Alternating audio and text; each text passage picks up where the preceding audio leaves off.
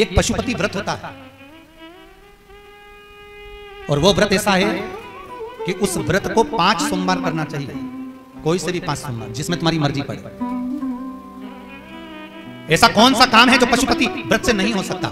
जब पशुपति अस्त्र मात्र भगवान राम के कर्कश में रखे होने पर लंकाधिपति रावण के प्राण निकल सकते हैं, तो जीवन का वो कौन सा सुख है जो पशुपति व्रत से प्राप्त नहीं हो सकता?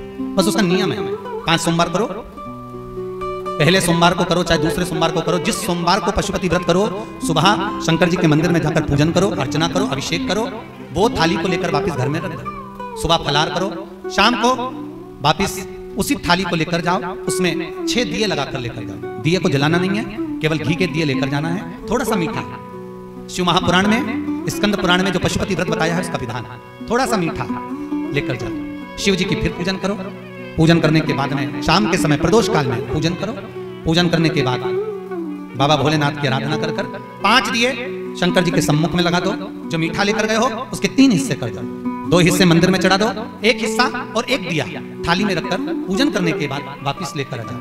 घर के दरवाजे की देहली पर राइट हैंड में सीधे हाथ पर जो दिया लेकर आए हो उस दिया को जला दो, और अंदर जाकर जो प्रसाद लेकर आए हो 1 हिस्सा उसको पाकर फिर भोजन प्रसाद ग्रहण करो। ऐसे पशुपति नाथ के 5 व्रत रहते हैं। ऐसा कौन सा कार्य है जो भोलेनाथ पूरा ना करता? कौन सा? श्री राम जी महाराज अगर सेतु पर चढ़ाई करने जा रहे हैं लंका पर, तो भगवान शिव की आराधना कर जा रहे हैं। भगवान कृष्ण ने भी भगवान शंकर की आराधना करी, भगवान शिव की आराधना।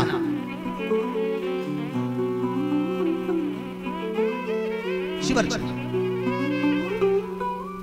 मेरे वेंकटेश भगवान तिरुमाला के शिखर पर अगर तिरुपति बालाजी विराजमान हैं, तो पहले उन्होंने भगवान शिव जी से पूछा कि हम यहां बैठकर तप करना चाहते हैं, आ जाएं? भगवान शंकर ने कहा आओ, और तिरुमाला के शिखर पर बैठकर तप करो, साधना करो, आपकी मर्जी पड़े वैसे निवास करो। मेरे हरि, मेरे तिरुपति नाथ, मेरे बालाजी, मेरे वेंकटेश भगवान कहते हैं, मेरे नारायण कहते हैं, भोलेनाथ हम यहाँ तप करेंगे और दुनिया के लोग आएंगे तो क्या होगा? शंकर भगवान ने कहा चिंता मत करो, आप तिरुमाला के शिखर पर बैठकर तप करना, मैं कपिलेश्वर महादेव के रूप में बैठकर तुम्हारी रक्षा करूंगा। अगर आप तिरुपति गए होगे तो आपको मालूम होगा, ऊपर तिरुमाला में मेरे नारायण हैं, तो नीचे कपिलेश्वर महादेव में मेरे शंकर बैठकर रक्षा करना। नाथ द्वारा चले जाओ।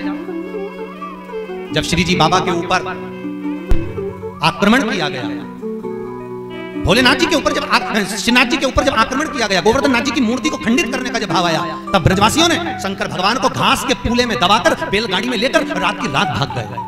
और श्रीनाथ जी को लेकर जब भागे, सब दूर घूम लिए, श्री जी बाबा को कहां रखें, श्रीनाथ जी को कहां रखें। तब सब दूर घूमने के बाद मेवाड़ की भूमि में जब पहुंचे, तो शंकर भगवान से श्री जी बाबा ने कहा भोलेनाथ अब आप बता दो, हम कहां रहे, बार बार घूम रहे हैं, कहां जाएं, किस जगह हम कहां जाएं, हम किस जगह पर जाएं, आप बताओ। भगवान शिव कहते हैं ठाकुर, हे श्री जी बाबा आप एक काम करो, आप मेवाड़ की इसी भूमि पर रहिए, आप यहां रहोगे और हम एक लिंग जी के रूप में आपकी रक्षा करेंगे। कभी आप नाथ द्वारा जाकर देखना, श्रीनाथ जी में श्री जी बाबा विराजमान है और उनके पास में एक लिंग जी के रूप में भगवान शंकर विराजमान है। कोई ऐसी धरा, कोई ऐसी भूमि, कोई ऐसी जगह जहां शिव ना हो, हर जगह सर्वस्व विराजमान।